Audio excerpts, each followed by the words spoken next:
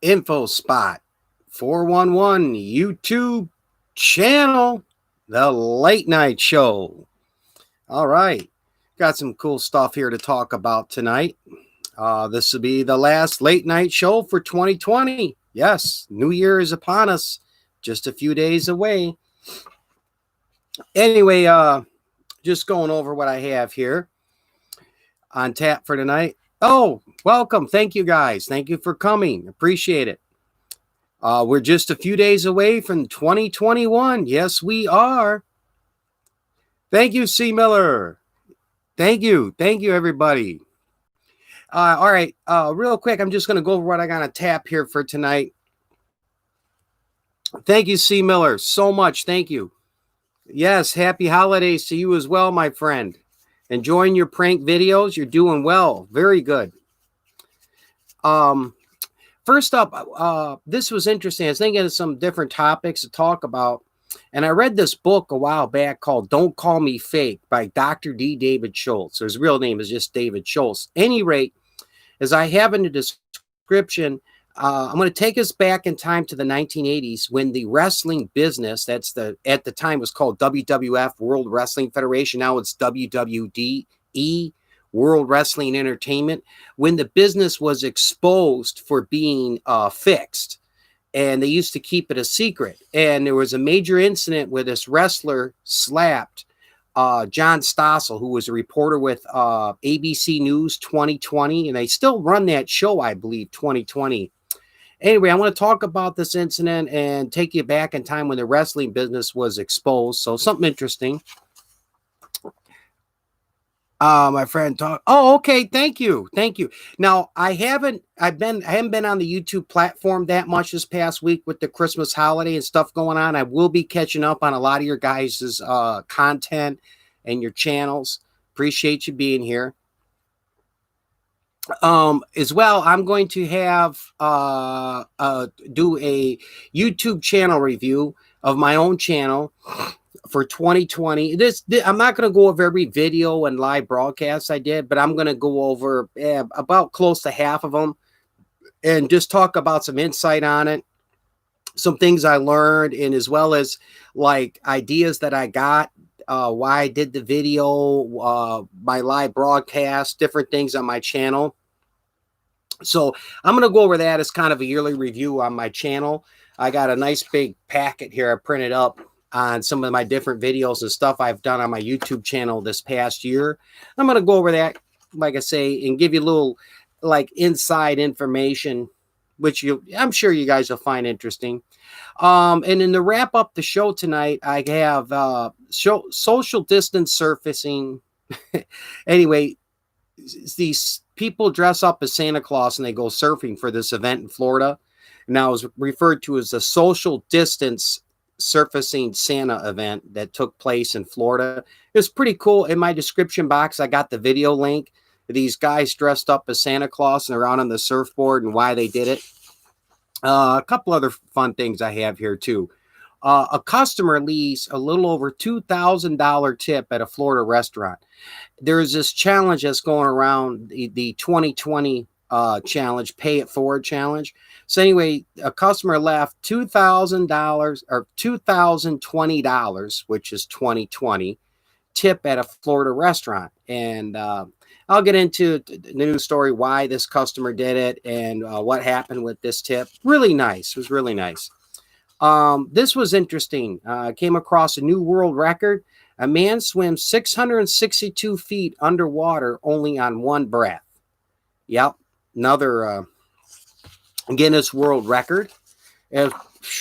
That's a long ways on one breath, 662 feet underwater. I did see some years back, and they had it on the NBC News or ABC News.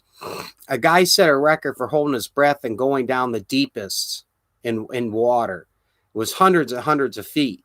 But that was something he just held his breath and had a line, and he just free falled as far as he could underwater. But he had to make sure he had enough breath to slowly, get back up. Anyway, this guy swims underwater over 600 feet on one breath, and didn't come up for a breath. And I got the video clip to this in my description box as well. Pretty interesting. This I found interesting too. A magnet fisherman over in England, this news story's from, he pulls up 19 hand grenades from World War II. Now, they have a thing, magnet fishing, and there was a similar news story I did, gosh, I want to say back in August or July on the magnet fishing stuff, and I think it was a bomb that they found. But a lot of places through Europe, some of these World War II artifacts are still, buried beneath the dirt, as well as in some of the lakes and the rivers and streams, bombs and hand grenades and old World War II guns and whatnot.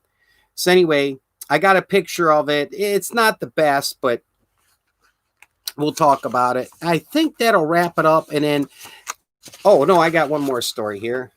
Got to get my paperwork apart. An artist creates an 8-foot snow tower sculpture nearly with 2 tons of snow. And I have the video link to it, the news story video link, in my description box below my video here. I'll just say in my description box. But below in my description box, I got the link to this snow tower sculpture. 8 feet high. The guy made it out of snow. He's an artist. I'll get into why he did it. He used nearly 2 tons of snow to do this too. All right. Anyway, I got one on the live right now. Let me get my stuff here. Let me acknowledge everybody in the live chat here.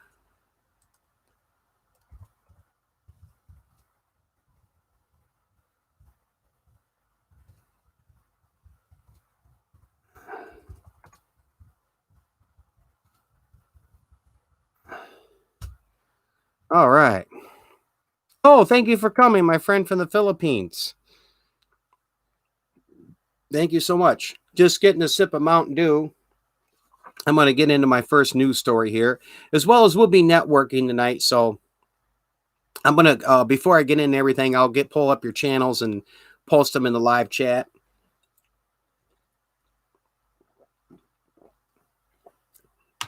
First story I'm going to talk about here tonight is when the wrestling business, a lot of you guys probably know the WWE, World Wrestling Entertainment, used to be called WWF, World Wrestling Federation, when it got exposed for being fixed and not real. I'm going to get into a couple incidents and talk about this. It's pretty interesting. Anyway, let me do this so we can network with each other. I'm going to grab your channels here and post your links in the live chat. So give me 1 second so we can all network with one another. All righty.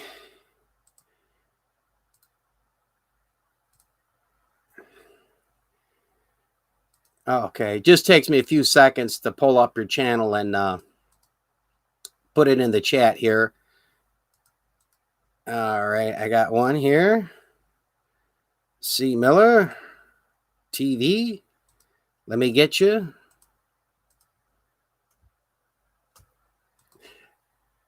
I put 11:30 for my start, so I'm off to a little bit late start, about 12 minutes than I normally do, but no biggie.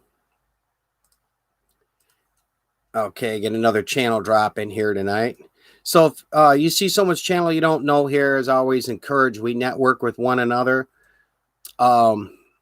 Just go to their channel, watch one of their videos in full, find like a video that's 10 minutes or less, leave a like and a nice comment, and subscribe to their channel, and they'll return the favor. I don't really care for sub because that's like half the battle. It doesn't really help someone out. When you watch a few of their videos and you drop those likes and comments, helps everybody out. Roll, thank you for coming. I'll give you a channel drop here. I'm going to get into my topics in just a second, but right now I'm just doing some channel drops so we can all network with one another. Or Raul, do me a favor. Just do a channel drop on yourself. Purple Tube, thank you for coming. I have the hardest time getting Raw, but there's so many people with that name Raw on YouTube. But let me do this here. If you can, Raul, just drop your channel, and then so people can network with you. I'm going to get into the topics. Purple Tube, thanks for coming. 1 second, I'm going to get your channel here and put it in there so we can network with you as well.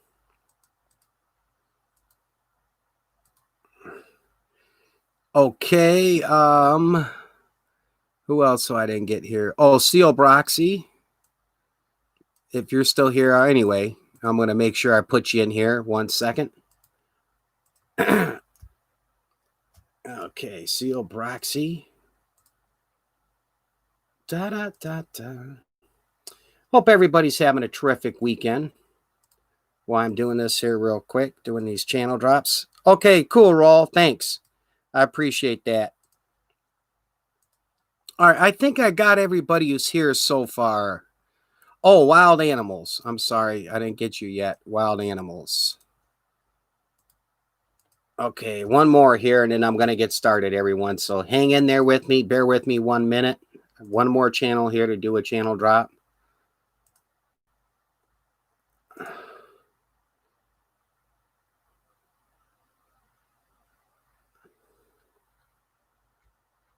Where in the world? Ah, that's funny. Oh, boy, I'm pulling up 1,000,001 wild animals. I know I'm subscribed to your wild animals. Where's... Anyway, if you hear wild animals, just type something in the box. I'll make you a moderator and get you, and then you could just do a channel drop. Okay, I'm just going over to chat here.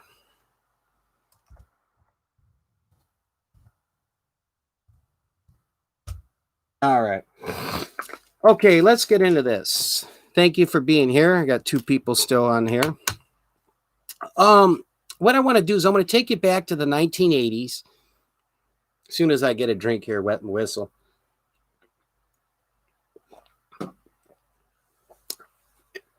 Okay. Back in the mid 1980s and before, the wrestling business, or is an entertainment business, was a lot of times referred to as a sport. And especially in the early 80s to mid 80s, it was really, really getting popular. And one of the big reasons Hulk Hogan was in the Rocky movie, and then he was a professional wrestler.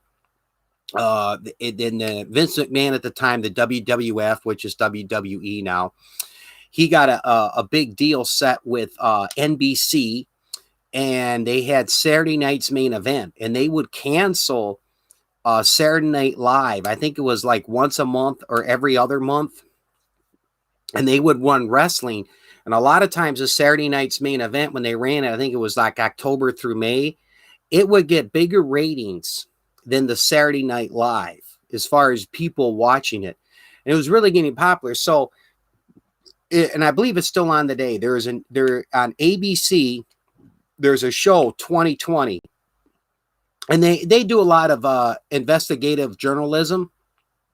And so one of the reporters on there, John Stossel, really, really well-known reporter with ABC, and I think he's done some stuff with Fox News as well. So anyway, he wanted to do a story on the WWF, now WWE, as far as it being fake. I don't really like using the term fake for that, and I'll get into that a little later. So at that time, it was getting so popular with Hulk Hogan and this wrestling business. And a lot of people would say, oh, no, it's real, because these people would get, like still today, they get slammed in that wrestling ring, thrown into the turnbuckles. They call it a suplex. They pick the other guy up and flip them over. A lot of these moves. And so this reporter, John Stossel, did a big story, and he exposed the wrestling for being fixed. Yes, the good old days of the WWF. So I'm going to read this real brief incident, and this was the first major incident, the news story, and the incident John Stossel had with a wrestler at the time called Dr. D. David Schultz, or his real name is just David Schultz. They had a major incident on the show. Elite Plays, thank you for coming. talking about the wrestling business being exposed. Go ahead, give yourself a channel drop, Elite Place, and we'll network with you. I can't stay. Oh, okay, no problem. So anyway, let me take you back in time here real quick to the David Schultz and John Stossel incident and what happened here. And this was the catalyst for exposing the wrestling business or wrestling entertainment business for being fixed. Anyway, on December 28, 1984, 2020 reporter John Stossel was backstage at Madison Square Garden. I just want to do a volume check here on my mic. Okay. Doing a story on professional wrestling secrets. John Stossel, now this is the journalist with 2020, interviewed a wrestler who is no longer in the business, Eddie Mansfield, a former wrestler, and as well as he worked with Dr. D. David Schultz at one time wrestling. Eddie Mansfield showed John Stossel how wrestling was fixed, from the wrestling moves, how they look real, to the wrestlers using razor blades to cut themselves to make the matches look real. Let me just stop there for a second. In this segment, Eddie Mansfield, he showed how the wrestlers would sometimes hide a razor blade or an object they would cut themselves with. In some of the matches, they cut their forehead or cut the outside of their arm to make it look like, they really got hurt. And they would call that bleeding. I believe it's banned and very seldom used now. Donut Toys and Games, thanks for coming, my friend. I believe it's banned because of the bloodborne pathogens and the STD, sexual transmitted diseases, but this was a different day and age. We're talking early 1980s. And then the other thing he showed how these moves were set to make it look like they're real. When someone would put like a choke or sleep hold on somebody, the other wrestler would put his head down, make it look like he's about to fall out and pass out. And really the hold wasn't put on all the way. It was just made to look like it. And when someone would get hit in the back of the forehead, they would stomp their foot. So anyway, Eddie Mansfield exposed how they did these wrestling moves and how they were staged and made to look like they're real, which they weren't. Now, they do call it in the business, they called it the bumps, where, when you got body slammed, you'd still, you'd still feel it in your body take a toll getting body slammed, but it didn't really hurt like, it appears on the wrestling shows. So anyway, during the interview, John Stossel, that's with 2020, told Schultz that he thought pro wrestling was fake. And Schultz's response was to hit/slap Stossel in the head twice, knocking him on the floor each time. The attack, which attracted a large amount of media coverage.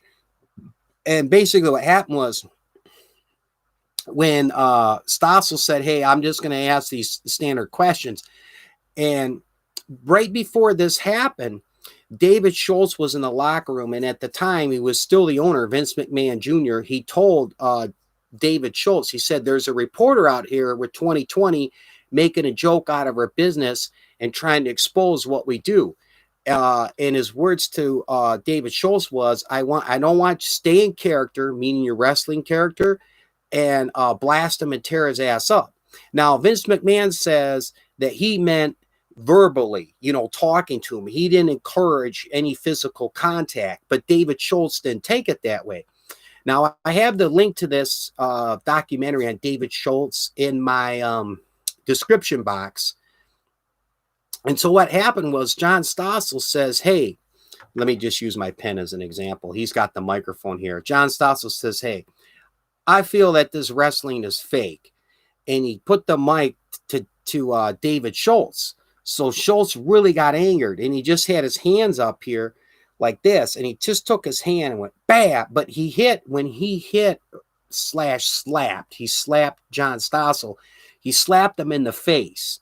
Now, he didn't hit his ear or his mouth. He went boom, smacked him really hard in the face. And John Stossel's this guy about maybe like 5'7", 5'8", and he just hit the floor, boom. And in this David Schultz is this, I think it's 6'3" or 6'2", and tall built fellow, as a wrestler, works out in the gym. And Stossel's reaction was he started getting up right away. And so David Schultz, he got up too close to him, and David Schultz came and slapped him again. What ended up happening with this, and I'll get into this a little more, was John Stossel went to a doctor after the incident, and he claimed that he had hearing problems in his lawsuit in the WWF/WWE. With the lawsuit, they settled and paid out $280,000 to John Stossel in the settlement. And then later, David Schultz, he was let go from the WWF at the time, and Vince McMahon, because Vince McMahon wanted him to sign a form saying, you did this on your own, it's all your fault. And David Schultz said, no, I thought that's what you wanted me to do because you told me to blast them. So he didn't sign this paperwork. So Vince McMahon fired him, and he went on. And after the wrestling business, he couldn't wrestle much more in the wrestling business after being let go. He went on to be a bounty hunter, like Dog the Bounty Hunter, for 20 years. And that's in this documentary. And he also wrote a book. I read the book, which is a pretty interesting book called Don't Call Me Fake. And the book is on, you can get it on Amazon. And I have the Amazon link below my video. Let me get a picture. I printed a picture up here to show you the book. Here's the book cover. Don't Call Me Fake, Dr. D. David Schultz. And that's a picture of him with the suit on when he did about 20 years as a bounty hunter, just like Dog the Bounty Hunter, if you watch the show, going after fugitives. And then that's a picture of him when he was in the wrestling business for close to 10 years. And he talks about how he got in the wrestling business and about the wrestling business when he was in it, and the incident with John Stossel, as well as 20 years as a bounty hunter, is really interesting. But getting back to my point of this was that this interview ended up exposing that the WWF/WWE is being fixed. Now, it's not necessarily fake, because a lot of these wrestlers, you can go on YouTube and you can look up, like wrestling injuries, and they get broken feet. They get cuts bad. A lot of them have had to take time off because of back injuries and whatnot. But what this did show is that it's fixed where the outcomes are determined. And Vince McMahon decides who's the champions based upon the marketing, who's going to sell the wrestling product in the best way. And that's what was exposed with this news story that John Stossel did on 2020. And it is there's nothing staged about it. That David Schultz slapped him twice. But the thing was, there was discrepancies on whether John Stossel was honest or not with hearing issues and hearing problem, because the video clearly showed that he never got hit on the ear. And then all of a sudden he had hearing problems. A few days later, he went to see a doctor after this incident happened. So, it's an opportunity for a quick money grab. So that was the major first incident that exposed wrestling for being fixed. Now, some people may say fake. I don't use the word quite fake, because a lot of these guys wrestling, yeah, they do get thrown into those turnbuckles. They get slammed on the mat. They have tables busted over them. Certain objects busted over them, and they get injured in the ring. So yeah, that's not quite fake, but it is fixed. It is staged. The outcomes are determined. And that's when this was first exposed in the 1980s with this incident. And anyway, if it's something that you're interested in too, I have that documentary. I think it was a Vice channel did it. But anyway, it's called The Dark Side of the Ring on David Schultz. And then it talks about his career as a bounty hunter and this incident with John Stossel. Now, the second major incident that exposed the wrestling business for being fixed, and just in a slightly different way, was I don't know if you guys, thank you for coming, Servant David. If you remember a wrestler called, I'm going back in the 80s, early 90s, it was Hacksaw Jim Duggan, and then the other guy, the Iron Sheik. The Iron Sheik has been on like the Howard Stern show and a few others. I think he's in real ill health now. He's in a wheelchair, last I heard. Anyway, this was just a few years later. In May 1987, Hacksaw Jim Duggan An on-screen rival, the Iron Sheik, were pulled over by the New Jersey State Police on their way to a WWF event. Suspecting Duggan of a DUI, police pulled his vehicle over. After a search of the vehicle, and the police discovered Duggan was under the influence of marijuana while the Sheik was high on cocaine. Small amounts of cocaine were found in the vehicle. Duggan received conditional release while the Sheik was placed on probation for a year. The mini scandal, or the scandal that erupted after the two ring enemies were found drinking and doing drugs together, and that ended their angle. This made the news, and it showed the baby face, was what they referred to in the wrestling business as the good guys, and the heel, the bad guy, wrestlers were friends, and showing that the WWF/WWE wrestlers, that this was fake as well. That was a thing with the wrestling back in the 80s and 90s. They were big on the heels, the bad guys, and the baby faces, the good guys. Like Hulk Hogan and John Cena are known as baby faces, you know, and the Iron Sheik and some of these other wrestlers, I can't think of a name right now, are known as like the bad guys, the heels. So they were actually doing wrestling on Saturday night's Main Event. I think there was a match and some other ones. And Duggan had an American flag on a piece of wood, a 2x4, and then Iron Sheik would come out with the Iranian flag, and then they were bitter enemies. But it got exposed that, you know, this is all just a show and it's all fake. We're like, wait a minute, I thought these two guys were bitter enemies and fighting in the ring, and here they are getting arrested in a car together doing drugs and being under influence. So when that news story broke, that as well exposed the business major. And what really did it in with the wrestling, the WWE, was, oh, okay, Raw. Yeah, one last piece on this was what really, oh, Victory, yay, thank you for coming, my friend. Thank you. What really did the World Wrestling Entertainment business in, now you may remember this, was back in the 1990s, just wrapping this up, there was a big court case scandal about drugs and steroids.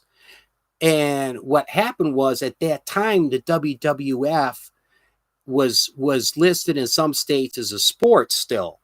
And when it got exposed that a lot of these wrestlers were all using steroids, they say, wait a minute, you know, they brought federal charges against Vince McMahon for drug use. Now, and basically when Vince McMahon, when he went into court, he played that they call it pass the buck.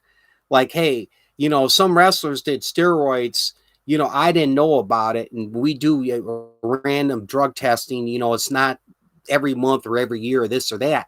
And what McMahon ended up doing, Vince McMahon, he came out and he said, no, I'm changing the name of my company. He changed it for two reasons. This was one of the reasons. To World Wrestling Entertainment. We're not a sport, we're an entertainment. And that's how we got around a lot of the with the drugs, the steroids and whatnot. You know, like this would not be allowed. And, you know, baseball got in big trouble for a similar situation. So when he came out, flat out said, hey, you know, these outcomes are predetermined. It's fixed as far as who wins and loses, who I want to have the championship, who I want the belt to be. And yeah, it's WWE now. So that was the final catalyst that you know broke it out in the open that, hey, this stuff, it's not real. These outcomes are determined. Now them getting hurt in the ring and doing some of these moves, yeah, it is real, and they refer to it as the bumps. And one quick side note on this, other reason they changed their name to WWE today, the World Wrestling Entertainment, was because the WWF was also used by the World Wildlife Foundation, a nonprofit charity that's been around a long, long time. And they said, hey, wait a minute, that WWF moniker belongs to us. And when the day and age came around, the later 90s, when the internet boomed, well, people that were looking for World Wildlife Foundation kept pulling up the wrestling site. So that was another reason Vince McMahon, that, and then that whole court trial of the later 90s, early 2000s, I think it was later 90s with the steroid thing and the government bringing charges against him when they changed it to WWE, which is now today World Wrestling Entertainment. But just a quick little history on when that business got exposed, and a little info about too with that incident with Dr. D, David Schultz. That was his wrestling name. His real name is David Schultz. Let me get to the live chat. Yes, WWE now. I remember them saying Ivan Punski, Ultimate Warrior, when they were using steroids. Yes, Ultimate Warrior was another guy totally jacked up on steroids, without a doubt. He passed away about 5 years ago. Ivan Punski was a Polish guy, and it was around that 80s, Servant David. He was wrestling, but he was, I believe, a bodybuilder. And same with another guy called Ken Patera, was similar to Kurt Angle. You know, they were just naturally built. It was just years of hard work getting up. But just like Snuka and Piper, but they were good friends. Yes, Snuka and Piper were good friends. That whole thing was an angle. Now, the main incident you probably know of, everyone's seen, is that Piper's Pit where he busted a coconut over his head.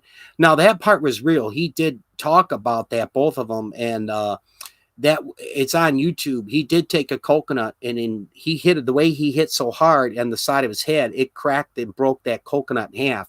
But it was Snuka knew he was getting hit with it, and when he took the belt, he made it look like he was hitting him harder. But that was all to build up the storyline and angle, and you get the people into it. What do? They draw more people to those matches when they come, like, oh my God, Snuka's going to get back at Piper. So that was all about money, and they built up those matches. Yep. It was back then.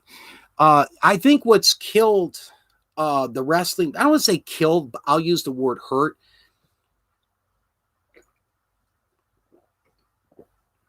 You get a little drink here. Thanks, guys.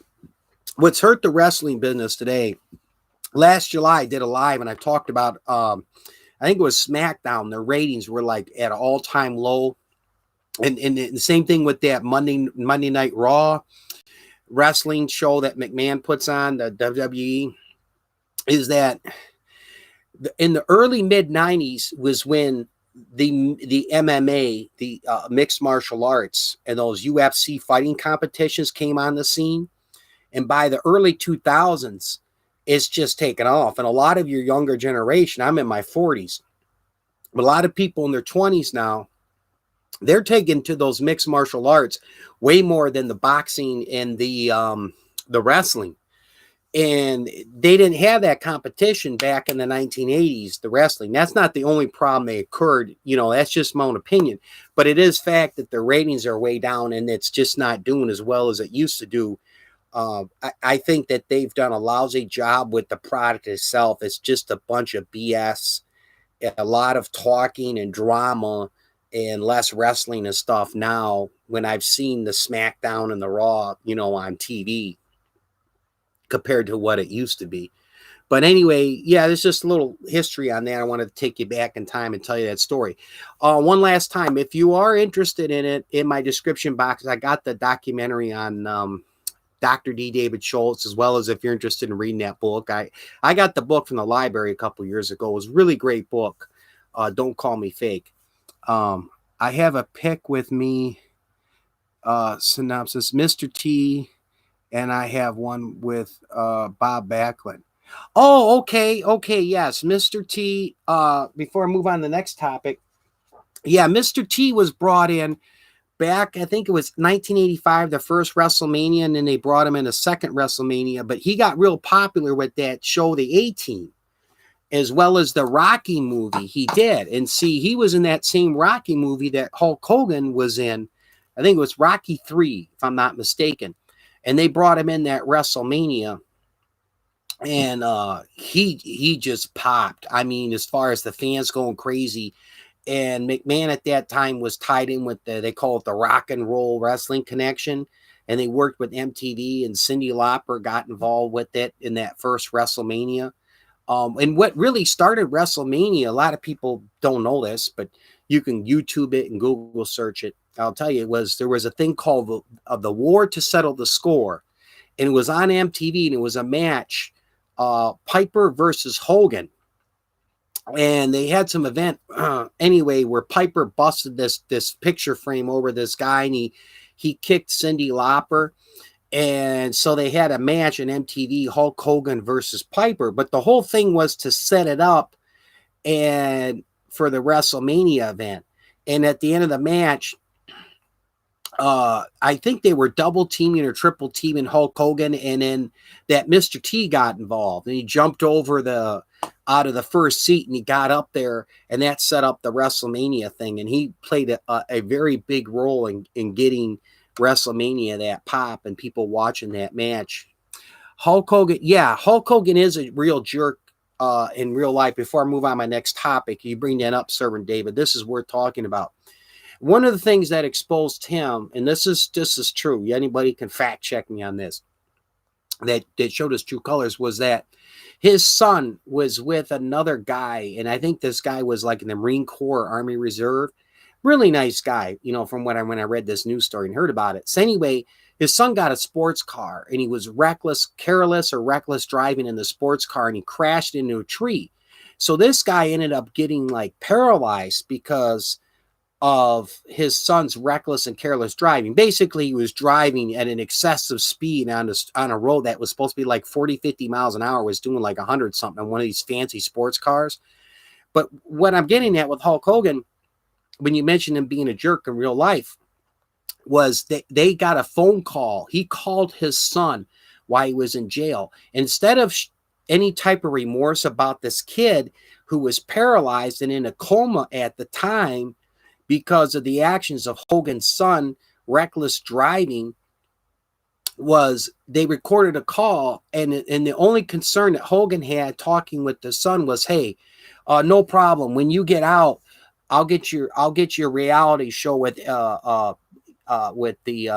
was it VH1 or this other cable channel, and we'll get your image repaired.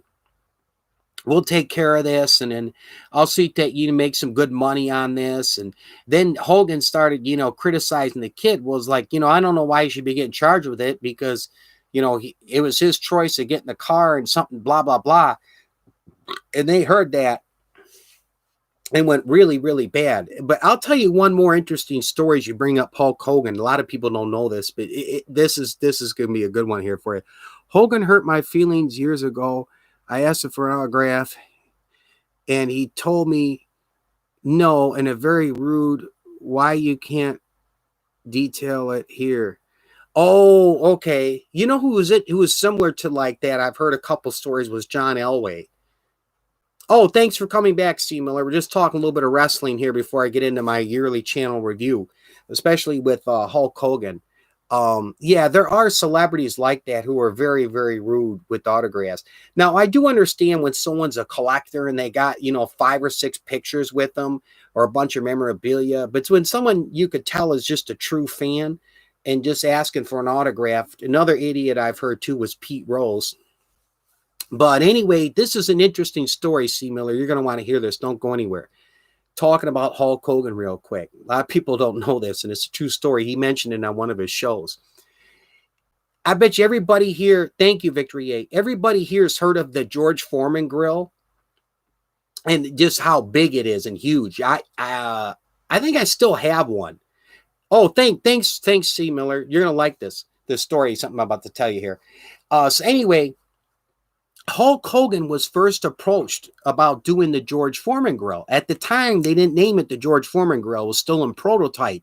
And they said, hey, we have this grill here. Would you care to endorse it? But one of his agents also said, I got something else here, this custom blender.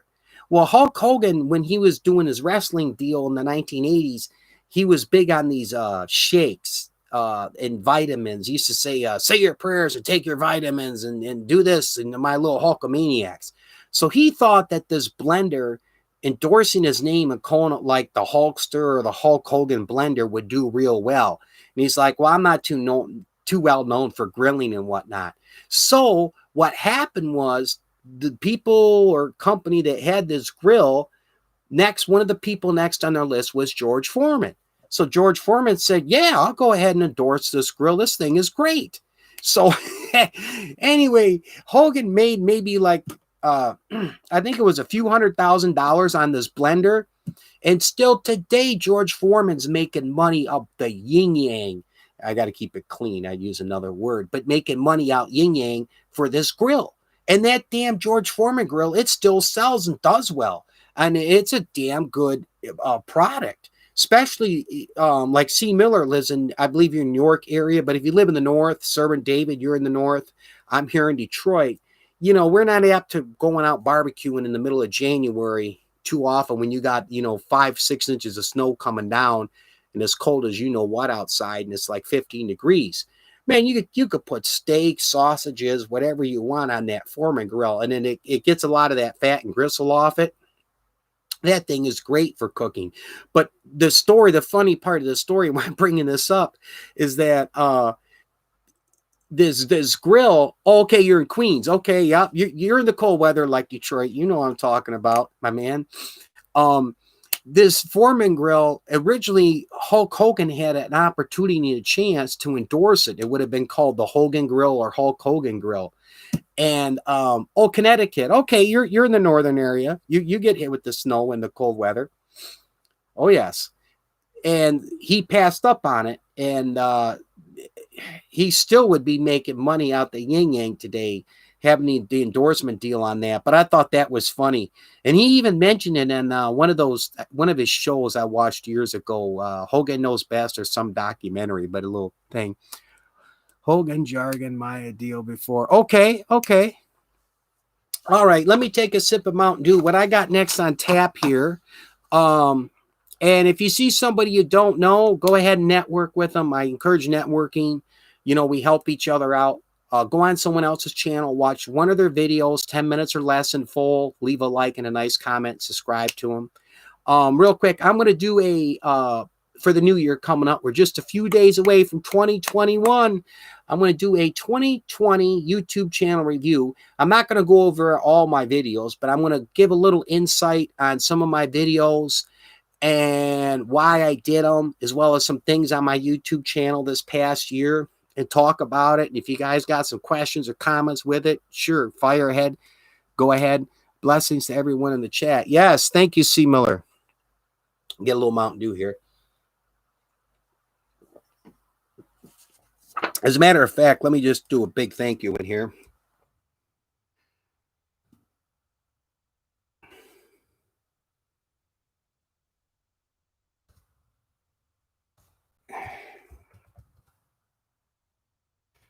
All right. Thank you, everybody, for being here. Okay. Okay, let me start this off here. The 2020 YouTube channel review, that's what I'll call it. I first started my YouTube channel January of 2020, late January 2020. And it was at my job I currently work at now. I was asked to do a YouTube class. And I did an eBay class shortly before that, and they were asking me some other things. So I mentioned that. So I said, well, if I do a class, I got to show how to set up a channel, how to do YouTube. And that was my whole intention. However, as things came out with this COVID-19 and I had time, I ended up making this a hobby, and it really got into it. And I enjoyed doing this YouTube. My first few videos my first 3 videos I shot with a coworker of mine, the water bottle humidifier product review. I did, and I was thinking of this stuff like just a few days before. I did the top 5 phone scams and must-have car items for winter. And I did that with my coworker and my friend Mike. Now, one thing I learned doing this, when I shot these videos and I filmed them, and you'll see if you ever take a look at it, if you go to my video section of my YouTube channel, you go way to the bottom, you'll see my first 3 videos here. Georgie Animal Steel. Yeah, he was actually from my state of Michigan. He worked as like a gym teacher at a school. And then when he got in the wrestling business and saw that he was making big money, then he got into doing it full time. Yeah, with the Mr. Fuji. Yep, for sure, Servant David. So anyway, one thing I learned doing my first 3 videos was lighting. Oh my God. I said, okay, I got the camera set up. My friend Mike is there. I brought this table out. If you watch the videos, you'll see it. But the one mistake I learned from that was the lighting. I didn't have extra lighting. It was just the lighting in there. and it was kind of dim, but I mean, you could still see it. But I said, oh, next video I do. So what did I do? I ran out to Walmart and I bought some table lamp lights, and then I eventually ended up getting to a good LED light that runs on a battery. I got one running right above me here, as a matter of fact. Now, one of my next videos I did, and it was real funny, Pepsi versus Coke and the best orange pop. I did this with my coworker, another coworker of mine, my friend Al. We were talking about my YouTube channel thing and my class coming up, and he says, you know what, that'd be cool. Let's shoot a video. I said, okay, well, I got to think of something. And so we started talking. Oh, okay. Thanks, C. Miller. And go ahead, do a, I'll definitely catch one of your lives, C. Miller. It's just an idea. Do a yearly channel review if you're doing a live on New Year's Eve, or anyone else here. Talk about your channel, tell everybody a little insight. Real quick, getting back. So Pepsi versus Coke and the best orange pop. It was kind of a funny video, but it was sort of informative. So I said, I had an idea, and I said, okay, I did a product review, this and that. I started brainstorming, and I was drinking I think I was drinking a Coke or Pepsi that day. And I remembered, I said, something dawned on me, because when I was a kid, I remember back in the 1980s or 90s, they used to do those, and they have these Pepsi versus Coke, and which is the best pop. So I said, hey, if me, you, and Mike will be here, the three of us, I'll run out on my way home from work, and I'm going to go pick up a bunch of pop. And I literally stopped at this gas station and I'm buying Pepsi and Cokes. And then I said, okay, let me do something else with this. I said, and I look, and they had all these orange pops. So I got like Sunkissed, Fanta, Crush, and some other orange pops. And then, so me and my buddy Al, we walked out of the room, and my cameraman, Mike, he set up all these pops and cups, so we didn't know which is which, and we just did a blind taste test, and it was kind of funny and interesting. I think I picked Crush as the best orange pop when I tasted like 5 different orange pops, and Coca-Cola to me tastes slightly better than the Pepsi. And so that's just one of those things, and it was kind of a last-minute deal. We had fun with it, and that's how it goes sometimes. If you get an idea on a video, just go with it, make a note of it, brainstorm. Sometimes just the littlest ideas can make great videos.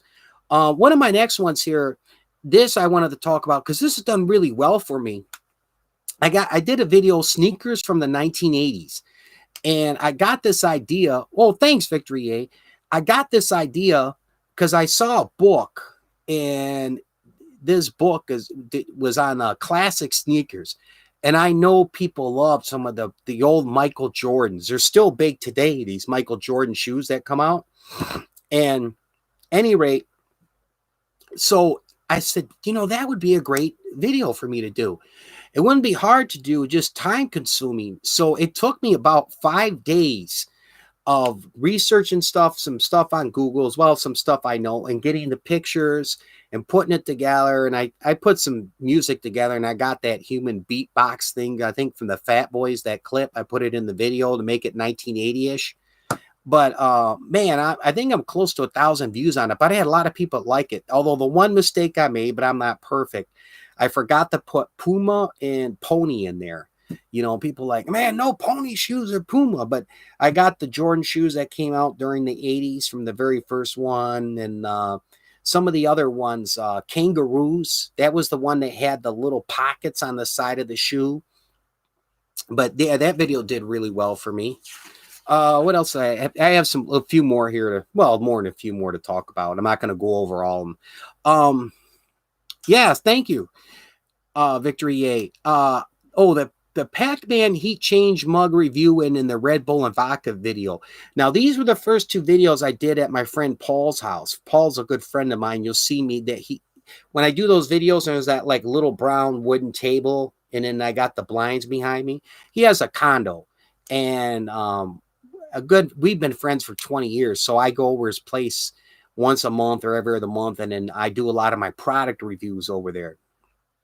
And I'll get like 4 or 5 products off eBay or whatnot. And I will be seeing Paul in a week or so. I have some other stuff, some product review stuff to shoot. But anyway, what I wanted to bring up about this real quick was my first drink review. I'm thinking of some ideas. I said, yeah, I could do a drink review. I did that. I do a product review, and I did Red Bull and vodka. And I know that this is a popular drink with the young people in their 20s.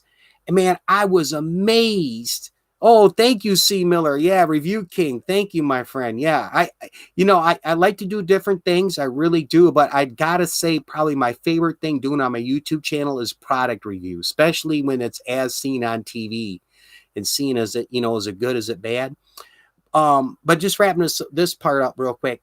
The Red Bull and vodka video, I mean, this was just something fun. I just was a spur of the moment. I said, let me do a drink review. So I'm thinking of some stuff, and I said, Red Bull and vodka. There's been a lot of controversy over that because it could be a dangerous drink if someone drinks too many of them damn things because their body doesn't feel that alcohol right away, with that Red Bull. And it's a popular drink with the college kids. But this damn thing is at 1,500 views. Now, I think it was like about a 3-minute video I did.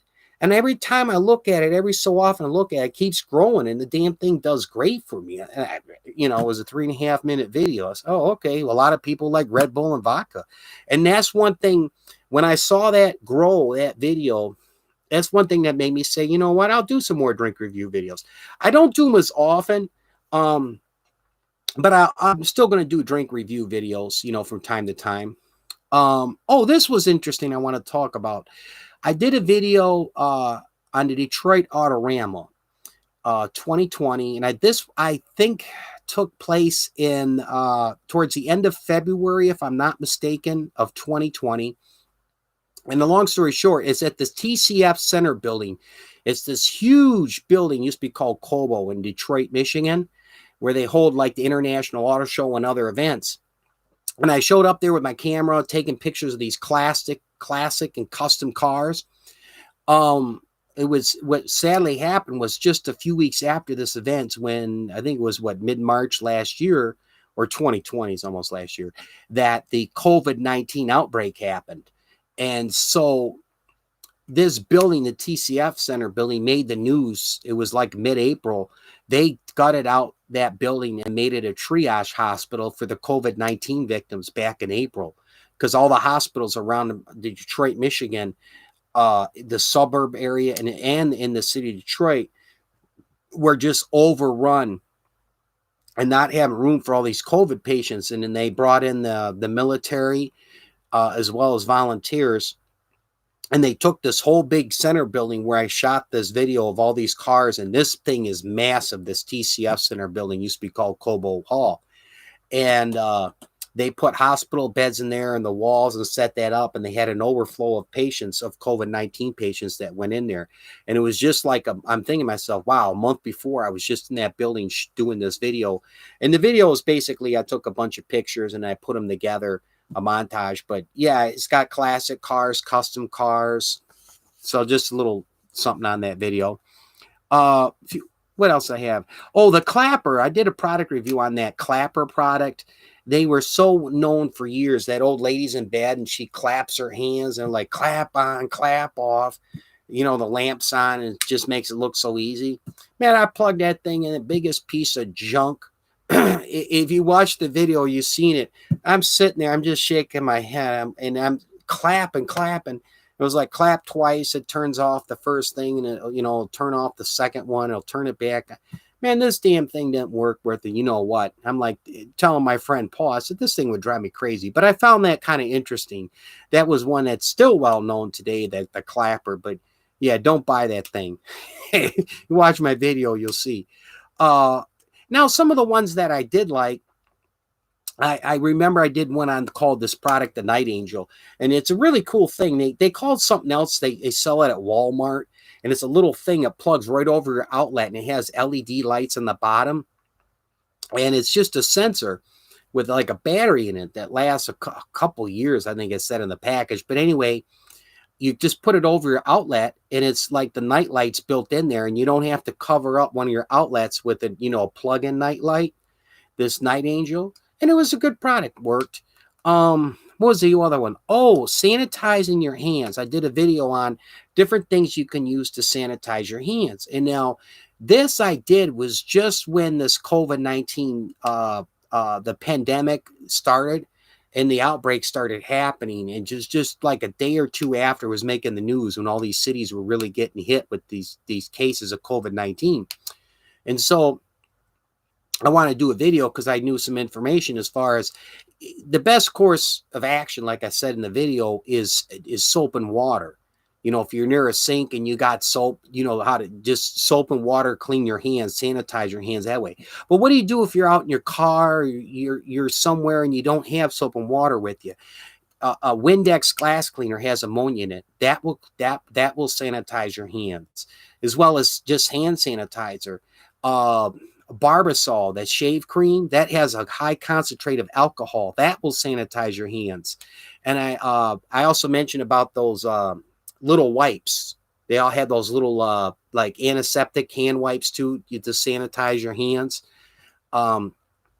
That will work. But one reason I brought that up was there was a shortage in the stores big time last April on getting like soaps and these hand sanitizers. Hand sanitizer is the best thing to use when you're not at a sink with soap and water. Oh, Pack Technology, thanks for coming. Just doing a little review on my YouTube channel this past year and some of my videos and stuff. So anyway, I did that video, and that was one of the reasons I did it. And I felt, you know, I could kind of help people just with some good information. People might not think about these products like a shave cream and the glass cleaner. And that was a thing there was a shortage on, was finding hand sanitizer. Germex and Purell are the two major makers of it. And they were just wiped out. A lot of stores didn't have it even available. As well as even regular hand soap was getting all bought up. I mean, some people were just having to use dish soap, which works. But a couple things you could put in your car or you're out and about, just glass cleaner with that ammonia. It would sanitize your hands, and same with the Barbasol shave cream.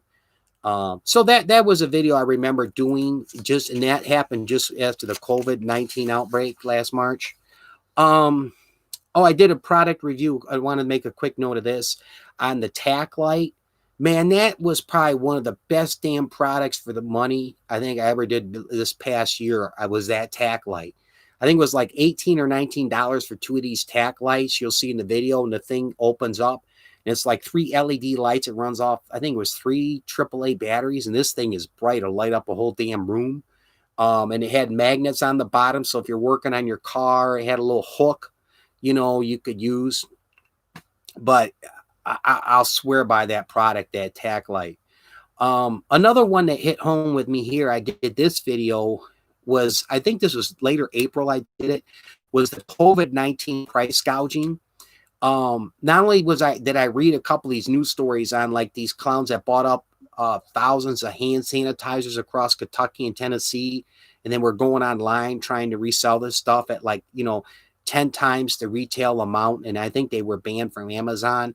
Then I came across an article that really hit home with me about this couple that was hitting all these Costco's and these other warehouses up in Toronto, and just literally buying them out and spending $5,000 or $6,000 on all these Lysol and Clorox wipes that people need and can use. And they would be turning around and selling them for like a 3-pack, which they would pay like anywhere from 12 to 15. I think it was like $10 or $12, maybe 15 at tops. But they would turn around and get like $25, $30 for this stuff on Amazon and other websites.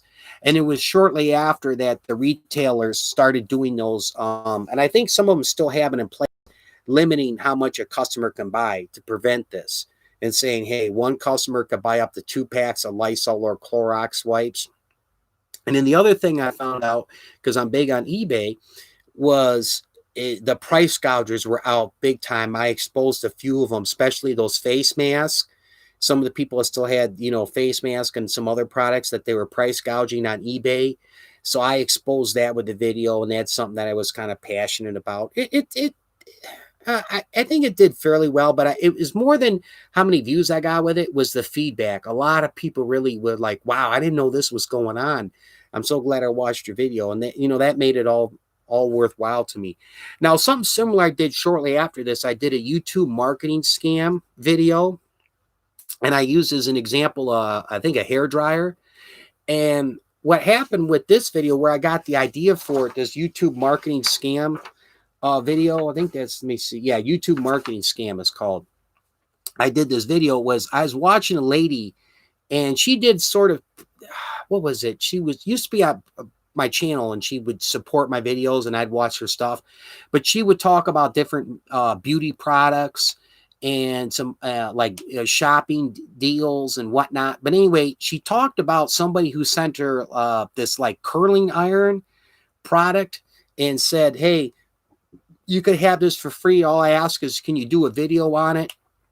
And in the video, take my Amazon link and put it below your video." So she didn't know what was going on. And I messaged her and tried to tell her what was going on. But at any rate, she found out that this Amazon, this Amazon link that this lady had, you know, she was suspicious of it. Like, well, why can't I just pull up this product off Amazon myself and put the link in there for everybody? Just like I got the link for that Dr. D. David Schultz book, Don't Call Me Fake, in my description box. That's not an affiliated marketing link, which I might do at a later date. But anyway, what it was, just as I said, the lady who sent the curling iron, and this is what my video is about, she's spending out of her pocket, I think it was like 25 or 30 bucks for this type of curling iron or whatever for her to pitch. Well, she knew her channel was growing and real big, but what it was is she wanted that link. So she's using her channel to market her Amazon link. So anyone who goes on Amazon through that link, she's getting a percentage of the sale, which I might do Amazon affiliated marketing next year as I start to grow my channel. But I'm straightforward with people. I say, hey, help support my channel. If you want to buy something on Amazon, buy it through my affiliated link. I mean, it's Amazon itself. I just get a percentage of the sale. But I did the video letting people know, be careful to scam, because you'll have some people, if they see your YouTube channel starting to grow, they'll try to pull that scam with you and say, hey, have a free product. Just do me a favor. Use my website link or this Amazon link below your video to sell my product. Well, but what they're doing is they're using your YouTube channel, and you're marketing their freaking product, and all you're getting out of it is just a free, let's say it's a hair dryer that sells for 50 bucks on Amazon. As I said in my video, you get that free product, but in the meantime, this person might be making hundreds of thousands of dollars. I mean, hundreds of dollars to thousands of dollars, depending on how many sales you drive to them, you know. Anyway, I did the video. I found out about this, and I said, this is a scam going on, and I did that video. Few more things. I did the thing on the Bluetooth speaker. A friend of mine at work bought me that. Man, I am totally surprised. I think it was almost 700 views on that now. But a lot of people really like that. And it's a great product. It's a portable speaker, and it was like less than 30 bucks it sells for on Amazon. But if you're looking for a portable speaker and not looking to spend an SHIT ton of money, the Access Bluetooth media speaker, go on Amazon, man, buy that thing. It's awesome. This was interesting as I was thinking of different videos. I did one on funny videos worth watching. It was like a 2-part thing I did, and the other one was funny stories worth hearing. And I got some of my funny videos that I really, really liked off of YouTube, and I show clips of these videos and talk about it. And then there are some real funny ones on there. And then I followed it up, funny videos worth watching, and then the next one I did was funny stories worth hearing. And I tell true stories.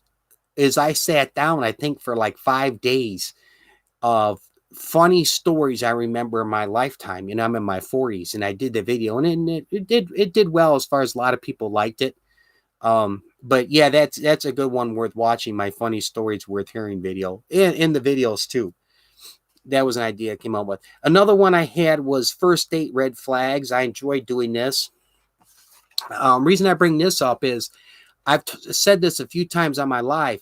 One reason for watching other people's YouTube channels, not just supporting them and saying, hey, you know, I did, and I do this myself. I full watch and like, you know, I've watched your stuff, but you get ideas. Not saying to copy other people, but you can get ideas from other people's videos. and that gives you an idea for your live broadcast or your video. Point in case, there's a guy, I'm still friends with him on YouTube, the Ange TV show. He did a video talking about a blind date he went on, and he met this blind date at like Starbucks or Tim Hortons. And this one lady kept looking at him and his date, and then he ended up finding out it was a lady's sister, that she was so concerned for her, she showed up and tried to pretend and be in disguise.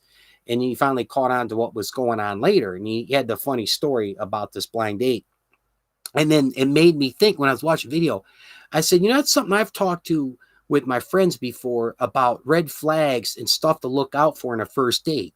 Like somebody's on their cell phone or Facebook a lot, that's a sign that they're not interested in you and your time. That's a big red flag. Somebody who asks you for money on the first date, that's a big red flag. And I go over other red flags to look out for. But reason I'm bringing this up is just to hit you with that point that that's something else you want to do too, is when you're watching other people's videos, it'll give you ideas for stuff to do, not always copy exactly what they're doing. Where was it here? Oh, when the summer hit of 2020, I started doing some videos in my backyard. You know, I love the summer, my favorite time of year, warm weather. And I remember doing the BB gun review. I bought this BB gun at Myers and set up a target in my backyard.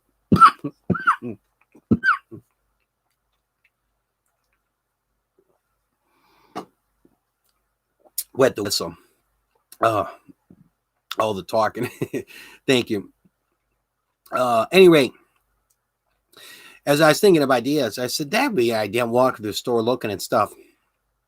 So I did that product review, and that thing's done well. It's like 1,000 views on it. This BB gun review. I bought the BB gun. The only thing I didn't like about this damn BB gun, you get one shot and it's a pump deal, and you got to pull the handle all the way out and bring it back in and crank it like 2 or 3 times. And then you pull this lever back and to shoot this damn BB. I remember the old I think they still make them, the Red Ryder Daisy BB guns, and it's just a lever you crank. But the only mistake I made with it, I didn't focus the camera in really close on the target. Now, I did a follow-up video with a slingshot, and I did that. But the other one I had fun with, my backyard, I remember last summer, as I did the fire extinguisher spray can review. I took an actual bucket and I started a fire. Just a small fire. It's a Class A. There's a Class A fire. I put some paper and Kleenex in there and some Zippo lighter fluid, and I set that thing on fire. And I tested this fire extinguisher spray cans made for like a small fire. You put it near a grill or in your kitchen. The thing did work. The only thing I didn't like about it, it said like no need to shake it, or you don't have to shake it, but you got to shake that can like a thing of shave cream. But once you shake the can a couple times, it works well. And I remember doing that video. What I had some others here. Oh, grilling corn on the cob.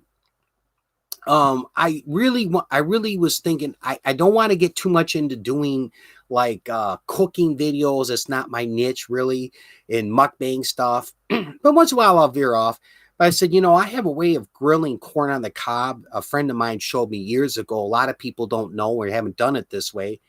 And man, I got some great feedback with that. But long story short, if you watch the video, a lot of people take corn on the cob when they grill it, and they put it in tin foil and have some other ways, and that's fine. But the way I show it, and it works well, leave the husk on the corn cobs. It's just as you buy them in the store, and soak them in a bucket of water,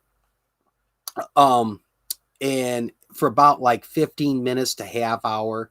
Not even really that, 15 minutes, 10 minutes in a big bucket of water. Get them really good and soaked, and throw them on the grill, because that wet husk is going to steam that corn cob.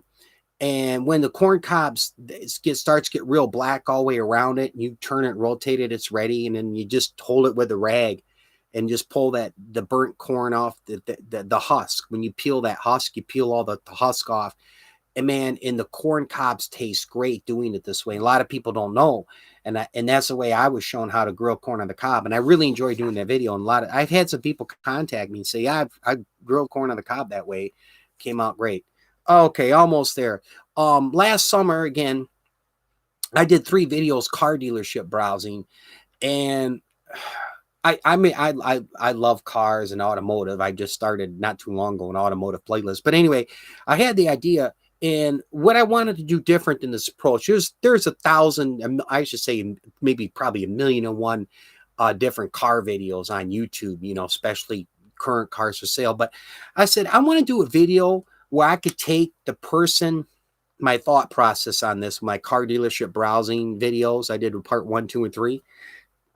I said, I want to take this video camera and I want to give somebody the experience, just like, let's say they have a used car they're looking to trade in, or their lease is up on their vehicle and they're thinking of like a SUV or car or truck.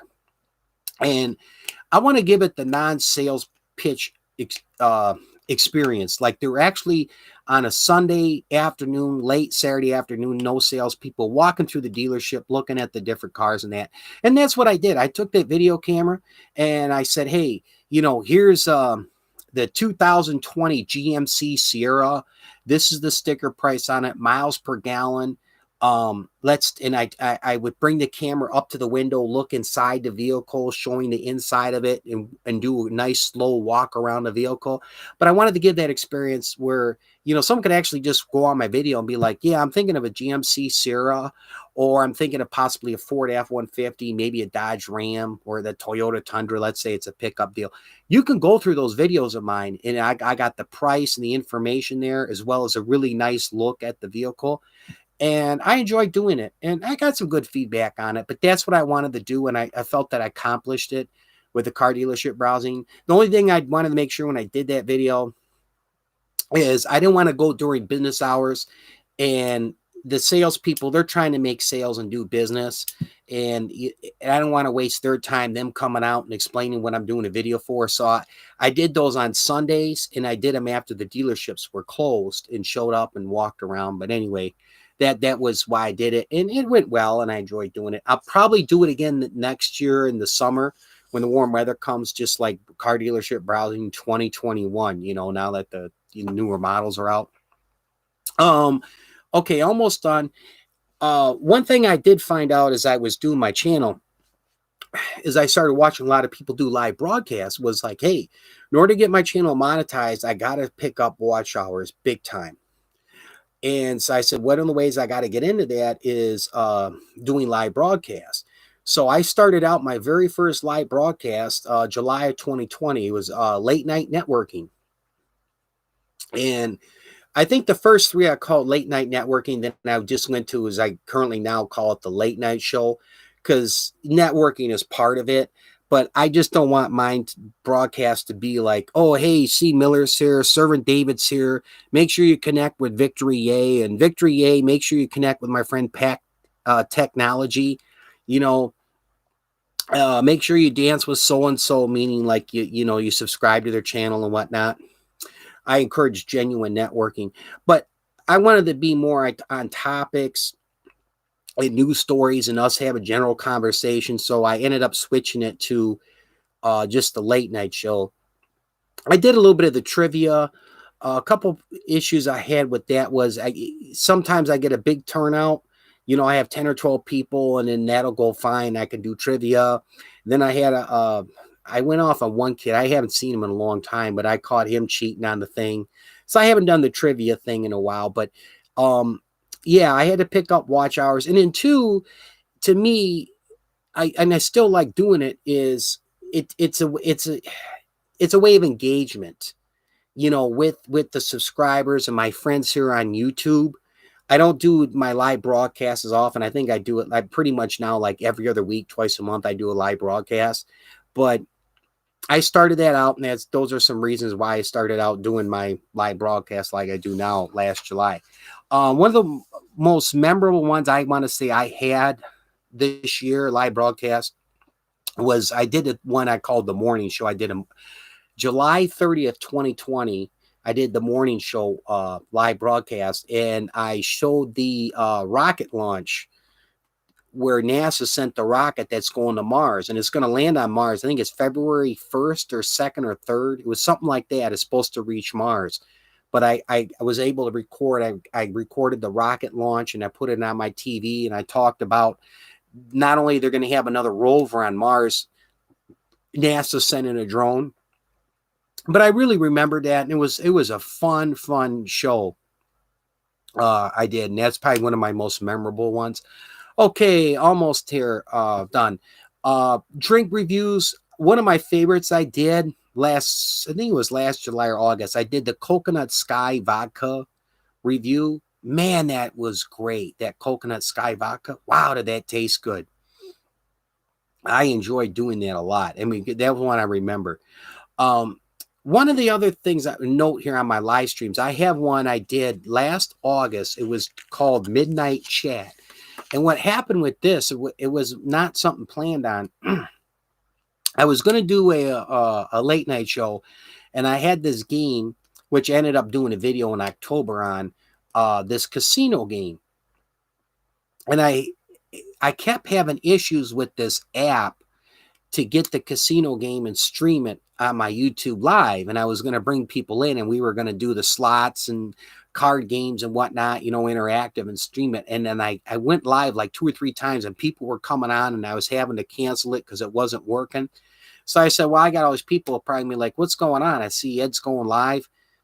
InfoSpot 401 YouTube channel. My name is Ed. 2 or 3 times. So I said, well, you know what? I plan on doing a live tonight. I'm going to go ahead. I don't have nothing planned. I said, I'm just calling it Midnight Chat, and where I'm just going to have a talk, and I'm rolling. And I went, I think, yeah, here it is, a little over 3 hours. And it was just talking about, oh gosh, different things on YouTube and some other stuff. And I had some friends on, but I called it Midnight Chat. And that was one of those things I remember. It was just totally different. My usual thing, I try to have different topics and stuff to talk about, and I didn't that night. Anyway, moving on. Just a few more here, and I'm almost done. I did one in one of my drink review videos I had fun with it, was this Hennessy versus Martell. They're both a cognac. And the people that like Hennessy, and there's people that like Martell, they're very similar. Martell's a little sweeter. And so I said, you know what? That's an idea. I got the idea a little bit too for my Pepsi versus Coke. So I'm going to do a video, Hennessy versus Martell. And the thing's almost at 1,000 views. And so it still gets viewed upon, but that's one of those things I got an idea too. I said, I'm going to do a taste test because there's a lot of controversy. People will argue what's the better cognacs, an alcohol drink. Similar, I guess it's like a brandy kind of. The Hennessy versus Martell video. Now, this one I'd like to talk about is, if you haven't seen it, you'd probably enjoy it.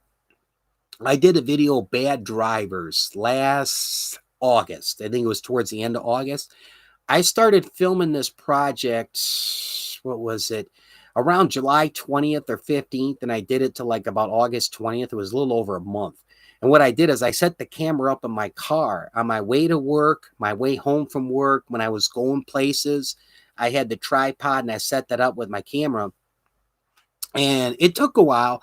I'd have like one trip to work, and I'd film two good things for my video showing bad drivers, like someone cut me off right in front of me, a couple people just doing like, a close to 100 miles an hour blowing by me, just things bad drivers do, people blowing a red light. In that video, I got somebody who cut off a freaking ambulance. This guy cut right in front of a freaking ambulance. I got that in the video. I was like, wow. But then I go a couple days when there was just nothing that great, to put in there. So after about a month, I had plenty of video clips, and it was just a little over 20 minutes showing bad drivers. It's something I would probably do again, but I don't want to do it right away. Maybe next summer I'll do like a Bad Drivers 2021 or Bad Drivers Part 2. I had some friends of mine who said, man, that was cool. You should do a part 2. But I don't want to overkill something. So that might be something I'll do again next summer and say, hey, Bad Drivers Part 2. This video did really well for me, and it helped me out a lot. Again, I'm in automotive. I did a Cadillac video, past and present. And this one, I had some music made for it, and I show the Cadillacs all the way from like when they first started to current day Cadillacs, all the different models, past and present. And I put the music in there, and it did really well. And I'm probably going to plan on doing one with Ford and Chrysler, past and present, and give you a good look at, you know, all the Ford vehicles and all the Chrysler vehicles, past and present. Another one was a friend of mine. He goes in the junkyard and he does his little side business. He gets motors and transmissions, mainly. Now he goes after other auto parts too that he can turn and flip, and he does. And sometimes he gets stuff for himself, you know, for his own projects. And so I said, you know, that would be something people would probably love to see. And then I said, I was thinking to myself, okay, what am I going to call this and do it? And I ran out there, and I think the first one I called it Junkyard Vlog. But then before I posted it, I said, that's it, Junkyard Haul. Because a lot of people do those grocery haul videos. They go to the grocery stores and different videos, places, and they'll call it a haul. And that thing did really, really well for me. And we had fun doing it. And it just shows what goes into it. A lot of people do this. They'll go to the junkyards, and especially motors and transmissions, and he get a motor for a couple $100 and then flip it for like $500 and make a profit on it. And I show this where he goes in that junkyard and he gets a motor or transmission, and how he goes about cutting that all up in the front of the car and getting that motor transmission out of there. And we put it up on the hoist, and it's done well for me. And I had really a lot of fun doing it. The only thing is it'll probably be a while, because here in Michigan right now, we're like at, you know, 30, 40 degrees. We got snow. It's not a fun thing to do in the really dead cold of winter, be cutting up one of these cars in the junkyards with the saws and the drills and doing that. You know, it's more spring and summer. He's into it in early fall. So I'll do some more junkyard haul videos next year when that comes. Okay, 3 more here to talk about. Was it 3 or 4 more? Oh, about 6, a few more anyway. The casino game review, that's the one I mentioned earlier. I did the midnight chat, but anyway, I did a review video. I think it's the only one I've done so far.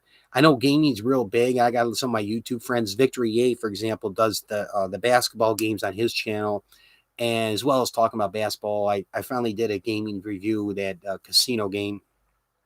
The Kmart former headquarters building. This is one of those things. It was funny. Just a quick story on this. I didn't even really plan on this. It was just like spare of the moment. I live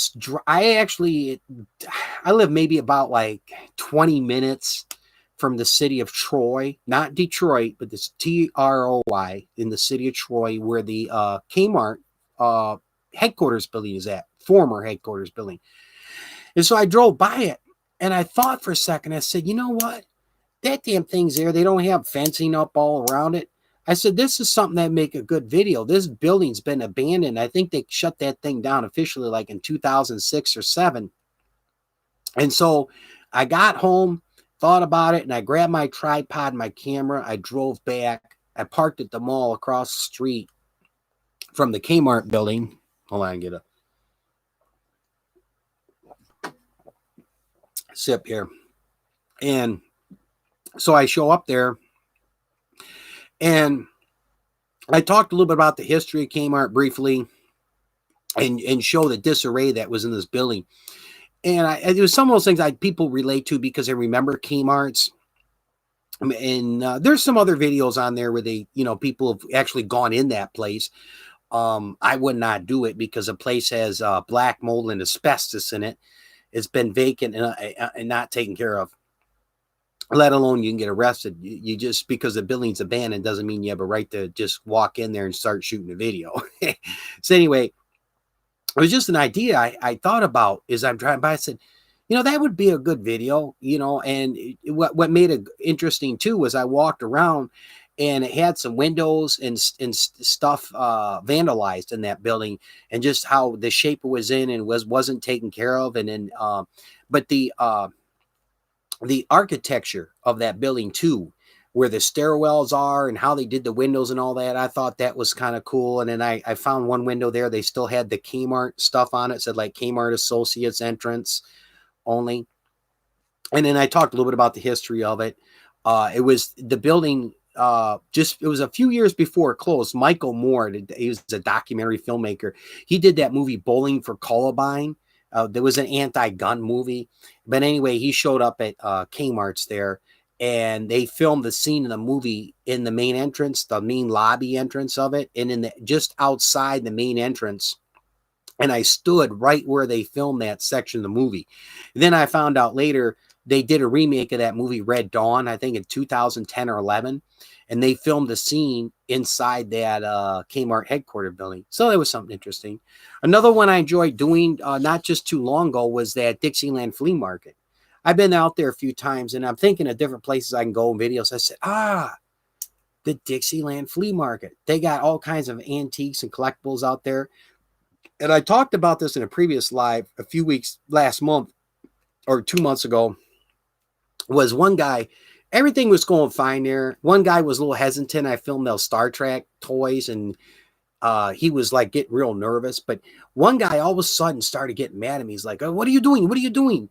I said, "Just filming." And he goes, "Oh, that's my stuff. That's my stuff." I was like, "Yeah, I'm not touching it. I'm just over here filming it. I'll have to show the clip."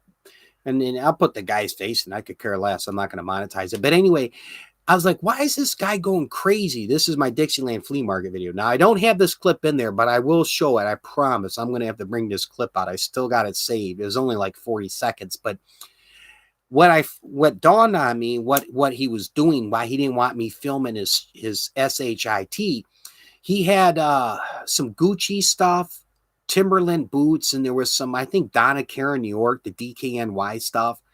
I said, that's it. He's selling all this counterfeit knockoff crap at the flea market. And that's when he panicked, because all I have to do is take that video and just send it to Gucci and Timberland and just report this guy. Say, hey, somebody's selling your stuff here. You can clearly see in the video in his counterfeit knockoff stuff, which is totally illegal. But that's why the guy, he just went off on me. But I'm going to have to bring that clip up in one of my future live broadcasts, because I don't monetize my live broadcasts. So I'm going to take that clip and I'm going to show it in one of my broadcasts coming up here and talk about it, let you take a look at it. But that was something I remember from filming that Dixieland flea market. Okay, last up, the Buscemi's video. I know the people there, the head owner, and I asked him about it. I pitched the idea. I said, your pizza is really great, and then how you cook it in a different type of oven versus a lot of these franchise places, i.e. like Little Caesars and Domino's and Hungry Howie's, why their pizza's so cheap. And he was all for it. And then I want to say use the word marketed, but I promoted the video on local Facebook pages and whatnot. And he's had a lot of customers come in, watch the video and love it. But man, if you like pizza, you haven't watched the Buscemi's video, you'll love it. The other one, I was doing some brainstorming and look at places around Detroit. And somebody told me a while back about the Heidelberg project in Detroit. And I looked and said, this would be a great one to film. And I went there and filmed it. And it was a guy who started this art project in Detroit in a street in the neighborhood. And it's on Heidelberg Street. It's on Detroit's east side, outside of downtown. And he's basically, the vast majority of the artwork is junk. And he takes and turns this junk into like a form of art. And it was some really neat stuff. And I filmed it. And then I got the idea. I did the neighborhood Christmas light video. I think it was a little over a week ago. I went around as I saw a couple suburbs with these really extravagant Christmas lights. I spent like 3 nights. I think it was about an hour and a half or 2 hours driving around. And then I would stop by a house and I'd film for like 8 or 10 seconds their Christmas lights. And then I put that together. And here we are for the new year. Now coming up, I probably won't be doing as many videos right next month in January, starting off with between the snow, the cold weather, and then this COVID. I'll still be doing some product reviews and videos. I probably won't be doing as much as I was in the fall and the summer. But be picking up more in the spring. But I just will say, too, now that I'm done talking about this, and I don't always want to make this about me, but that's something, too. If you're doing a live broadcast or you want to do a video, do a yearly review. Talk about some of your videos and what you've been doing on your channel. Give some people insight on it. Ideas where you got to do the video from, different things that happened while you were shooting the video. call it a YouTube channel yearly review. But that's an idea. Go ahead and fly with it if you want to do it on a live broadcast, or you want to do a video on it. Let me grab a sip of my Mountain Dew. I got some before we wrap up tonight, some funny news stories and some interesting stuff here to talk about. Let me get a sip of Mountain Dew.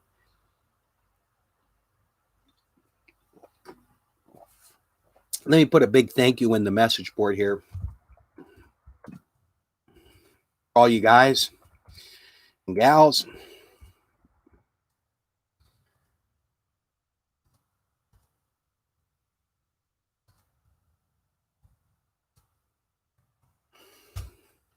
As well as we're going to have general conversation too tonight. Where am I here? One other thing too I remember happened to me. It's one of those things too. Sometimes you could prepare the best you can. You could be as experienced as you can, but there's always something that comes up unexpected. And it's like, oh Lord, I was doing a live broadcast. Oh gosh. I think it was late July or early August. And I remember I was doing that Price is Right game. And it must have been something with YouTube. But all of a sudden, the live chat, there was like nothing coming through. And it was like halfway through the game. And I'm seeing there was like 8 or 10 people on my live. And I'm like, this is odd. No one's answering my stuff. So I ended it. And I kept talking and talking. And then I found out on my comment section, people like, yeah, what happened? The chat thing got closed.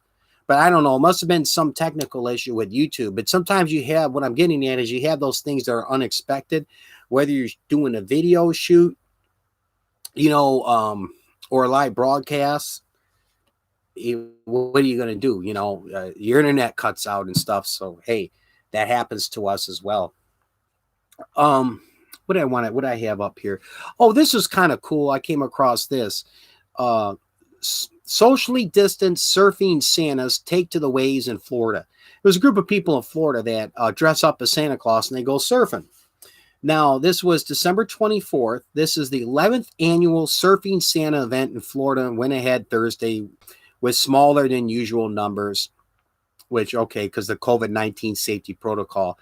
The organizers of the annual Christmas Eve event in Cocoa Beach earlier announced it would be live streamed virtually this year due to the pandemic, and the surfers in Santa suits were encouraged to hit the waves individually while practicing social distancing. It's about 10th in the normal size that it usually has for the turnout, reported WKMG-TV. The crowd included hundreds of families, but were noticeably smaller than usual gatherings of the tens of thousands of spectators. But anyway, I have the video clip of this, the YouTube video showing this, and it's the funniest damn thing. The guy's on the surfboard dressed up as Santa Claus surfing. So, anyway, I have the video of it. It's in my description box. You'll see Surfing Santa. It's something cool worth watching. Check it out. All right, what we got up here next? Oh, this is another great news story I came across as I was doing some stuff. Oh, you're welcome, Raul. Thank you for being here, my friend. Don't forget, when you get time, I have these links in my description box. Surfing Santa Clauses in Florida. This was really cool. We always see all the politics and a lot of the negative stuff, in the news. So I try to get funny stuff and good news stories. This was really cool. This story: a customer leaves $2,020 tip at a Florida restaurant. This is reported December 23rd. A Florida restaurant said a generous customer whose bill totaled about $29 surprised the staff by leaving a $2,020 tip. South Shore Pizza in Ruskin, that's, I guess, the name of the town. Yeah. Okay. Was that the Santa Claus video you're checking out? I have the link for this as well in my description box. The lady left this tip. Where am I here? That the customer left this tip and request the money be split amongst the shop's employees. Manager Robert Godfrey said that each employee will receive about $80 from the big tip. The customer said the tip was part of the 2020 Tip Challenge, an online challenge that started earlier this year to encourage people to be generous towards those in the service industry.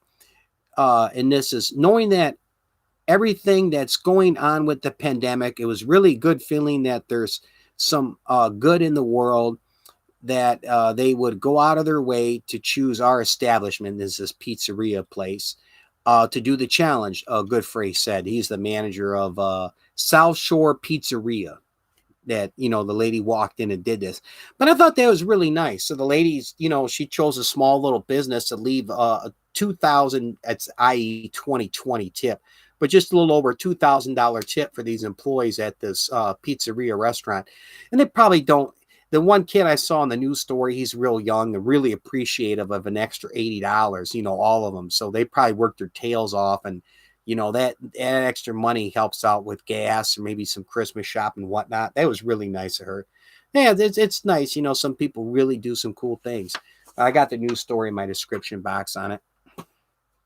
A couple other things I had here before I wrap up the show tonight here. A new Guinness record. Guinness World Record. A man swims 662 feet underwater on only one breath. A Danish swimmer broke a Guinness World Record by swimming 662 feet, 8.7 inches underwater on a single breath. Where was it here? He said that he did this record attempt to raise awareness to children and young people for protecting oceans and undersea life. Now, that's cool. And it was in Mexico where this record was broke. He was in Mexico. I have the link in my description box on this as well. It's a pretty cool video. I mean, he takes a big breath, but you could see he's got a big fin with his feet, where his 2 feet to do the dolphin kick, similar to the butterfly stroke. So that's helping him as he's swimming. This guy who breaks his record and swam 662 feet underwater only on one breath. All right, let me get another sip of my Mountain Dew. We've got more things to go here. Almost there. Oh, this I found interesting. I had a similar story. I mentioned at the start of my show. I did a live broadcast. Gosh, I want to say August, again, like last summer. I think it was in August, maybe September, about a guy who went magnet fishing and he pulled out like a World War II bomb. It was like a landmine, I think. Well, this other guy goes magnet fishing. This is reported December 23rd, not this last week. Magnet fisherman pulls 19 grenades out of a British river. Well, hand grenades. Anyway, let me read this here. And I got the news story to this in the description box below. Or maybe I don't. I have to check. Anyway, police and a bomb squad responded to a river on the outskirts of a British city after a magnet fisherman reeled in 19 World War II era hand grenades from a body of water. This river. She says here CHE, like she. Shay Williams said, Shay Williams said he was using his magnet to search for metal debris in the river at a location just outside Birmingham when he pulled the first grenade out of the water. Williams said he remained in the same spot and pulled a total of 19 hand grenades, which appeared to date from World War II. The magnet fisherman noticed 2 of the grenades still had their pins in place, leading him to contact the police. Police evacuated the area. An explosive ordnance disposal unit arrived on the scene to investigate these hand grenades. A team used an X-ray device and determined that they did not contain explosives or detonators. Well, knock on wood. But I don't, to me, is the minute, if I was magnet fishing, the minute I pull out a freaking hand grenade, I don't know if I want to continue trying to pull hand grenades out. I mean, what if you pull that damn thing by the pin and you jerk it the wrong way and it is an actual live grenade? Luckily, they weren't explosive. I got a picture, but you can't see the picture too well. You might make it out here, but this is like a piece of white tarp paper, like a tarp, a white tarp. And these, it's a little like dirt or mud on it, but these are the hand grenades all here. Yeah, yeah, these are the actual hand grenades he pulled out. um, but that does happen a lot in Europe, especially like in parts of France, in Germany, Poland. You know, from that Second World War, there's a lot of people that have pulled out old guns, ammunition, hand grenades, all kinds of that type of stuff. But especially hand grenades, or like they called them, I think they were like similar to the RPGs that a lot of the uh, other countries around the world use, the explosive devices. But long story short, any type of explosive device, you know, some people, it's almost like, oh wow, look at there's a certain type of rattlesnake, or oh wow, that's a cobra. Let me go, man, shoot. I see some poisonous snake, I'm getting away. I see explosive device. Whoa, no thanks. But some of these people are like, oh wow, look, I got one hand grenade. Let me go get another one. Yes. I don't know about that. But anyway, long story short, yeah, across Europe and other places like that, oh yeah, it can be very dangerous, especially any of those explosive devices. Now, you know, somebody who's doing some digging and they find a machine gun, let's say, or some handgun from the Second World War, you know, that's been buried. Yeah, that's not that damn dangerous, you know, unless you, I don't even know if the thing would work right being buried all them years anyway. But when you're talking an explosive device, I don't know. I'm not going to sit there and continue magnet fishing, pulling that crap out of the water. Bet your freaking mind. Oh well, but luckily they were not explosive, apparently. Last up, this is cool. And now I do have the link for this in my description box, because me talking about it doesn't do it justice. I got the news story link with the video. Anyway, an artist creates an 8-foot snow tower sculpture with nearly 2 tons of snow. This is from December 22nd. A Massachusetts artist said he used nearly 2 tons of snow to create an 8-foot tall sculpture of the winter solstice. David Rastein, I have a hard time saying this guy's last name, of Northampton snow sculptor. He's a Northampton snow sculptor. Unveiled his piece titled Winter Solstice Snow Lantern in the front yard of his home. It's the bricks of snow arranged in a tower with the light inside causing it to glow. It does look pretty cool. If you watch the video of this, it is cool. I got it in my description box. He said that he's inviting the public to come see his sculpture where it's standing in his front yard.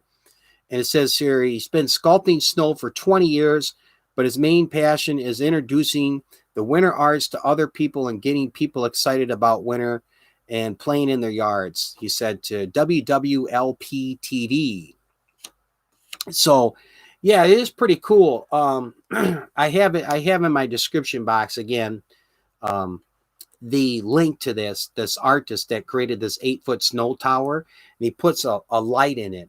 But what was interesting too is apparently he used like 2 tons of snow to sculpture this thing. There is a thing they used to have in Midtown Detroit, Michigan. Well, we have downtown and there's a Midtown. They called Noel Night. And a couple places had these people doing these sculptures, ice sculptures. And these ice sculptures, this is very similar to it, but he did it with snow. You know, there's a lot of people who do that too, that do those sculpture things. I know some of those real extravagant parties, like the Academy Awards and stuff, have had those ice sculptures made, and then they'll have water running down it, you know, for people to look at. And it's like a really neat art form. But this guy did it out in the yard with 2 tons of snow. Hey, before I wrap up the video, everybody, I will do a tribute video in January, probably after my next broadcast. But I want to make sure I get everybody who's on the live here tonight. So if you don't catch me on my next live, no big deal. You're on my live here tonight. You're going to be in my next tribute video. So let me just take some notes here real quick before I wrap this up, and we'll do some general conversation. Rawl, Servant David, my friend. Servant David, Victory Yay. Victory Yay. Who else I got? Oh, C. Miller TV. All right. Thank you for coming, C. Miller. C. Miller TV. Who else I got? Oh, you're more than welcome, Raw. I'm just taking, I got my notepad, I do it old school, and I'm just make sure I note everybody. There's 6 people here. If I don't read your name off here, I'm going to go through the chat. Just type something on the live chat here, and I'll get you in for the next tribute video. I'm not doing it this week, probably after my next live broadcast, but it'll be in January. DUDELEMZ. Okay, I got you. Who else do I have should put here for the tribute video? Oh, Purple Tube. Purple Tube. Okay, let me go. Oh, Donut Toys and Games.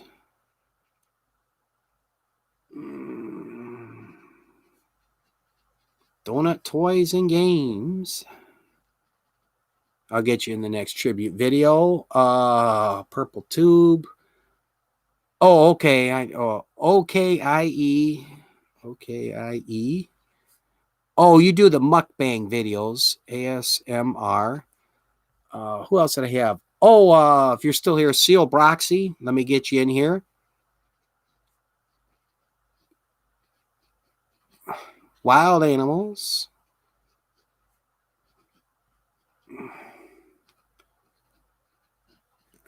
Okay, I think I got everybody. If you're here and I haven't read your name, I'll go over this one more time. Just type something on the live chat if you want to get in the tribute video. Rawl, Servant David, Victory A, C. Miller TV, Dude LMZ, Purple Tube, Donut Toys and Games, OKIE, Okia, Seal Broxy, and Wild Animals. So I got you here. As well as I do my tribute video, I'll put people in it, people that when I see on the comments, you know, like, hey, enjoyed your live broadcast. Thank you very much, Victory A. But anyway, yeah, if you watch part of my live broadcast and you put a comment on it, like this one, I'll get you in the tribute video